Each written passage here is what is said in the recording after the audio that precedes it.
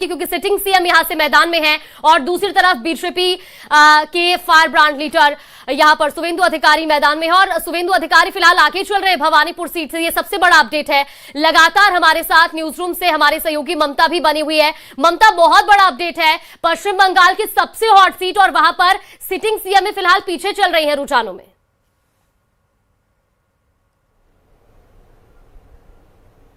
दिखती हुई नजर आ रही है जागृति। जिस तरह से आम आदमी पार्टी का पूरी तरह से सुपड़ा साफ हो चुका था दिल्ली के विधानसभा चुनाव में, इस यहां तक कि सीएम केजरीवाल तक अपनी सीट जो है वो नहीं बचा पाए थे। वही स्थिति यहां पर देखने को मिल रही है पश्चिम बंगाल में भी कि ममता बनर्जी अपनी सीट तक बचाती हुई नजर नहीं आ रही है। हालांकि देखिए, रुझानों में अंतर काफी कम है तो हम थोड़ा और इंतजार करना पड़ेगा, लेकिन पल पल बदलते ये रुझान जो है वो कहीं ना कहीं नतीजों की तरफ बढ़ रहे हैं और अगर नतीजे रुझानों की तरफ ही आते हैं तो फिर कहीं ना कहीं टीएमसी को एक बहुत बड़ा नुकसान होगा और अगर सीएम अपनी सीट हार जाती है तो फिर ये तो किसी झटके से कम नहीं होगा। ये बताएगा ममता बनर्जी को कि कहीं ना कहीं अब उनकी पकड़ जो है वो पश्चिम बंगाल की जनता पर कम हो रही है। यही वजह है कि प्यार इस बार जनता का नहीं मिल पाया, लेकिन बीजेपी की यहाँ पर तारीफ करनी होगी क्योंकि जिस तरह से बीजेपी ने यहाँ पर अपनी पूरी दमखम लगा दी थी। प्रधानमंत्री नरेंद्र मोदी ने जो रैलियों का रैला निकाला था, गृह मंत्री अमित शाह ने जो रैलियां निकाली थी, साफ संकेत दे रही थी कि इस बार बीजेपी ने अपनी पूरी तैयारियां की है। देखिए, आज जब जीत का जश्न हो रहा है, आप तस्वीरें भी दिखा रही थी, वही झालमुड़ी खाई जा रही है जो प्रधानमंत्री ने खाई थी और जो उसी दिन से चर्चाओं में आई थी और आज जश्न मनाते वक्त भी वही झालमुड़ी खाकर कार्यकर्ता खुशी से झूमते हुए नजर आ रहे हैं। कार्यकर्ताओं में जश्न इसलिए भी है क्योंकि मेहनत रंग लाई है। ये तो रहा पश्चिम बंगाल का चुनाव जो लगातार बदल रहा है, लेकिन बीजेपी और टीएमसी में कांटे की टक्कर है। लास्ट तक भी हमें इंतजार करना पड़ेगा क्योंकि इस बार ये मुकाबला जो है एक तरफा तो कहीं से कहीं तक नहीं है, दोनों ही पार्टियों में बहुत कड़ी टक्कर है। लेकिन तमिलनाडु में सबसे बड़ा खेला हुआ है जागृति, वहां पर जो है बहुत बड़ा अंतर देखने को मिला है। वो पार्टी जो 2 साल पहले बनी थी, पहला विधानसभा चुनाव लड़ा और विजय ने जो कमाल किया है, जो उनकी पार्टी ने कमाल किया है, रुझानों में वो 100 के पार पहुंच चुकी है। बाकी की 2 पुरानी पार्टियां जो लगातार सत्ता में रही हैं, यहां तक कि सीएम स्टालिन तक अपनी सीट से पीछे चल रही हैं, तो ये एक बहुत बड़ा झटका है दोनों ही पार्टियों के लिए। असम की अगर मैं बात करूं तो असम में नतीजे बीजेपी के पक्ष में ही है। बीजेपी वहां पर लंबे समय से बढ़त बढ़ा रही है, लेकिन कांग्रेस को असम में समझना होगा, जिसका दावा कांग्रेस कर रही थी। यहां पर राहुल गांधी ने बहुत चुनाव प्रचार किया लेकिन कोई असर नहीं हुआ। आप सवाल जरूर पूछेगा कांग्रेस के प्रवक्ता से कि जो वो दावा सुबह कर रहे थे कि कांग्रेस ने बहुत मजबूती दिखाई है, बहुत मजबूती से लड़ी है, लेकिन कांग्रेस कहीं से कहीं तक नहीं है, इतनी पुरानी पार्टी, लेकिन जमीन पर और किसी भी विधानसभा में कांग्रेस का कोई भी जनाधार नजर नहीं आ रहा है। पुडुचेरी में भी यही हाल है जागृति, वहां पर भी बीजेपी बढ़त बना रही है, कांग्रेस का वहां भी कहीं तक दूर दूर तक हाल नहीं है। ठीक है, तुरंत हम रुक करेंगे कांग्रेस प्रवक्ता राजकुमार शर्मा जी का। राजकुमार जी, सुबह जब हमारे साथ कांग्रेस प्रवक्ता जुड़े थे तो वो असम में दावा कर रहे थे कि इस बार बदलाव होगा। अब जो रुझान है बहुत अलग तस्वीर है, कांग्रेस महज 27 सीटों पर आगे बढ़त बनाए हुए है। देखिए जागृति जी, हमको इस बात की खुशी कि हमने चुनाव बेहतर लड़ा है। चुनाव बेहतर लड़ना भी चाहिए, ईमानदारी से लड़ना चाहिए और जनता की सेवा का मादा अपने मन में रखते हुए चुनाव का प्रचार करना चाहिए और मतदाताओं के सामने ऐसी कोई भाषा या ऐसी कोई बात नहीं बोलनी चाहिए जिसको झूठ का नाम दिया जाए या किसी और बात का नाम दिया जाए। कांग्रेस पार्टी के तमाम नेता, चाहे हमारे राष्ट्रीय अध्यक्ष खड़गे साहब हो, चाहे सोनिया जी हो, प्रियंका जी हो, राहुल जी हो और अलग अलग स्टेटों के सब बड़े बड़े नेता हो, सबने बहुत बेहतर कैंपेन किया। 5 राज्यों के मतदाताओं ने बहुत बेहतर मत का अपना प्रयोग किया। एजेंसियों ने किस तरीके का काम किया है पिछले 10-12 साल में एजेंसियां भी जानती है, हिंदुस्तान का तमाम मतदाता भी जानता है और पॉलिटिकल पार्टियां भी जानती है। हमने बेहतर काम किया, हमको जहां भी पे मौका दिया वहां हमने बेहतर सेवा की, चाहे वो कोविड का काल हो, चाहे वो कोई और आपदा का काल हो, चाहे हिंदुस्तान में कोई बाढ़ आती हो, चाहे अकाल आता हो, कांग्रेस पार्टी के नेताओं ने, कार्यकर्ताओं ने हमेशा हिंदुस्तान की सेवा की है। आज जो रुझान दिख रहे हैं अभी केरल को छोड़ करके भारतीय जनता पार्टी को झालमुड़ी के अंदर खाने में कुछ मिठास सा नजर आ रहा है, लेकिन हमको मतदाताओं से कोई शिकायत नहीं है जी, हमको हमारे कार्यकर्ताओं से भी शिकायत नहीं है। शिकायत इस बात से कि वर्तमान सरकार जो पूरे देश में राज कर रही है वो इस देश को किस दिशा में ले जाना चाहती है, बहुत बड़ी चिंता का विषय है। चाहे वो पत्रकार हो, चाहे लेखक हो, चाहे बड़े व्यापारी हो, चाहे उभरता हुआ कोई भी आदमी हो, उसको किस तरीके से दबाया जाता है, किस तरीके से प्रताड़ित किया जाता है, ये लगातार आप स्वयं भी देख रही हैं। मैं जवाब चाहे कोई न्यूज चैनल हो, अगर कोई न्यूज चैनल भी अगर सच्चाई दिखाता है नहीं, तो मेरे को किस तरीके से कार्रवाई करते हैं, दीजिएगा जवाब। ऐसा नहीं होना चाहिए। और राहुल गांधी जी जो बार बार कहते थे, आज भी कहते हैं कि मोहब्बत की दुकानें हर घर में, बहुत अच्छा चुनावी कैंपेन करा, और अगर बहुत अच्छा कैंपेन करने के बाद ये स्थिति है तो वाकई चिंताजनक है। ठीक है, लौटूंगी आपके पास। मदन प्रजापत जी, क्विक रिएक्शन दीजिएगा। मैं जवाब देखिए, अभी ये कह रहे थे कि एजेंसी अपना काम करे, एजेंसियों को निष्पक्षता रहना चाहिए। मैं पहले बता दूं, रंजीत सिन्हा जो है, रंजीत सिन्हा कांग्रेस के अहमद पटेल के यहां बैठा करते थे, उसको सीबीआई का डायरेक्टर बनाने वाली कांग्रेस पार्टी है।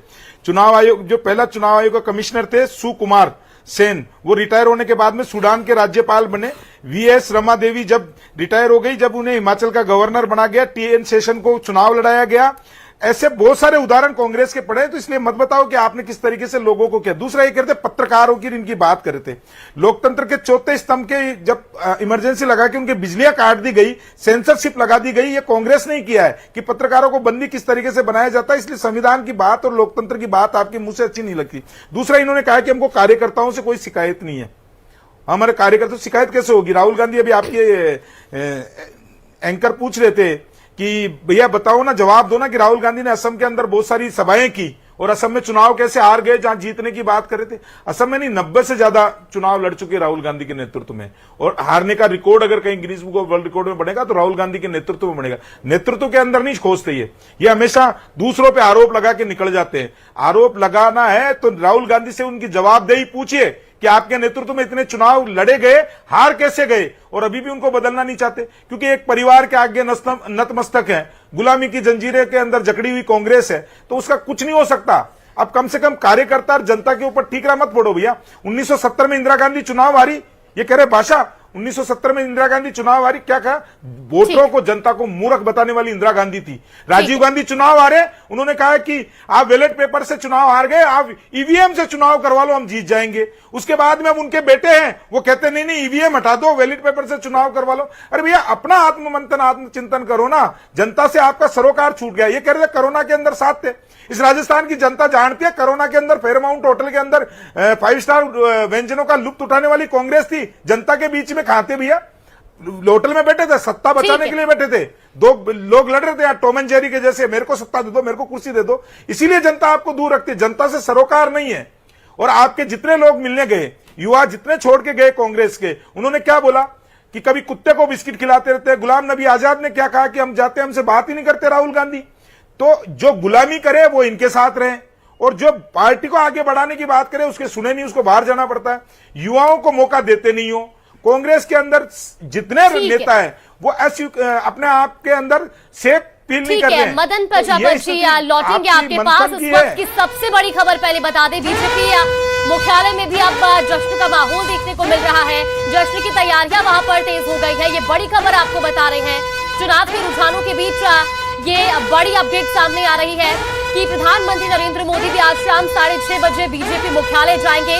उससे पहले ही बीजेपी मुख्यालय में जश्न की तैयारियां हैं, कार्यकर्ता उत्साहित हैं, और वहां पर कार्यकर्ताओं के पहुंचने का सिलसिला भी लगातार जारी है। और हो भी क्यों ना, क्योंकि जब चुनाव होते हैं तो सबसे ज्यादा जिम्मेदारी कार्यकर्ताओं के ऊपर होती है। ग्राउंड पर उतरकर वो पार्टी के समर्थन में हर जगह जाकर के कैंपेन करते हैं। और अब क्योंकि नतीजों का समय है, आज नतीजे स्पष्ट होने हैं शाम को, तो ऐसे में जश्न की तैयारियां भी तेज हो गई हैं। लगातार हमारे साथ हमारे मेहमान भी बने हुए हैं, और मैं सीधा रुख करूंगी राजनीतिक विश्लेषज्ञ राकेश गोयल जी का। राकेश गोयल जी, आपने बीजेपी प्रवक्ता को भी सुना, आपने ग्राउंड जीरो से प्रतिक्रियाएं भी देखी, और कांग्रेस प्रवक्ता को भी सुना। कांग्रेस प्रवक्ता कह रहे थे हमने बहुत अच्छा चुनावी कैंपेन करा, लेकिन हम झूठ नहीं परोसते। अगर अच्छा चुनावी कैंपेन था तो क्या इस तरह के आंकड़े होते हैं जो अभी हम टीवी स्क्रीन पर देख रहे हैं? देखिए, राजकुमार शर्मा जी अपनी पार्टी का पक्ष रख रहे हैं, और हकीकत में इतना मजबूती से इन्होंने इलेक्शन लड़ा कि वेस्ट बंगाल में कांग्रेस पहले भी 0 पे थी और इस बार भी 0 पे ही है। इतना मजबूती से लड़ा। और जहां तक झूठ परोसने की बात है, पूरे देश के अंदर कौन सी पार्टी झूठ परोस रही है पूरे देश की जनता जानती है। और जैसे वो कह रहे थे कि अभी चुनावी रुझान है, अरे पूत के पांव पालने में नजर आते हैं। 12 बजने तक तो अब सबके 12 बज जाएंगे, ये भी आप देख लेना। अभी इनके चेहरे पे क्या 12 बजेंगे वो अभी प्रदेश की जनता दिखा देगी। दूसरी चीज, जिस तरीके से इन्होंने कहा एजेंसियों से लोग डरे हुए हैं, पत्रकार डरे हुए हैं, लोग डरे हुए हैं। अरे डरे हुए हैं, मैं आपकी बात से सहमत हूं, पर कौन डरे हुए हैं? जो माफिया है वो डरे हुए हैं, जो भ्रष्ट है, करप्ट है, वो डरे हुए हैं, जो अपराधी है वो डरे हुए हैं। एक आम आदमी नहीं डरा हुआ। एक आम आदमी विकास की राह पे जा रहा है। अरे तीसरी देश की, पूरी दुनिया में तीसरी अर्थव्यवस्था बनने जा रहा है भारत। और जिस तरीके से आप पेट्रोल डीजल की बात करें, जिस तरीके पूरी दुनिया में आज हाहाकार मचा हुआ है, भारत के अंदर रत्ती भर का भी इस पर फर्क नहीं पड़ा। ये इस बात की तो सरकार को बधाई देनी चाहिए, सरकार का साथ देना चाहिए कि जिस तरीके से उन्होंने व्यवस्था को संभाला है, जिस तरीके से भारत मजबूती से खड़ा हुआ है। अरे आप और देशों की देखिए किस तरीके से महंगाई दर वहां पे 50%, 40% वहां बढ़ चुकी है। जिस तरीके से पेट्रोल डीजल के लिए हाहाकार मचा है, लोग वर्क फ्रॉम होम करने के लिए सरकार के नोटिफिकेशन है कि हफ्ते में 3 दिन 4 दिन लोग घर से बाहर ना निकले, कोई अपनी गाड़ियां ना निकाले। पाकिस्तान जैसी फटीचर कंट्री की आज ये हालत है कि वो 520 रुपए लीटर डीजल बिक रहा है। अरे भारत में परिस्थिति बहुत अच्छी है, हम बड़ी मजबूत स्थिति के अंदर हैं और इसके लिए सरकार बधाई की पात्र है। इतनी विकट परिस्थिति होने के बाद भी देश को इतनी मजबूती से संभाला। और रही बात झूठ की, देखिए देश की जनता मूर्ख नहीं है, उसे झूठ और सच में अंतर पता है। आप बार बार बोल रहे हैं झूठ को परोस दिया, तो आप इसका मतलब देश की जनता का अपमान कर रहे हैं कि उन्हें झूठ पहचानने की या सच पहचानने की परख नहीं है। देश की जनता सच्चाई के साथ ही वही कारण है कि आज वेस्ट बंगाल की जो परिस्थिति नजर आ रही है, 70 सीटों का अंतर है अगर टीएमसी और भाजपा के अंदर देखा जाए। 100 से ज्यादा सीट पिछले अगर चुनाव से देखें तो लगभग 100 सीटों पर बढ़त एक्स्ट्रा हो गई है उनकी। और मुझे लगता है ये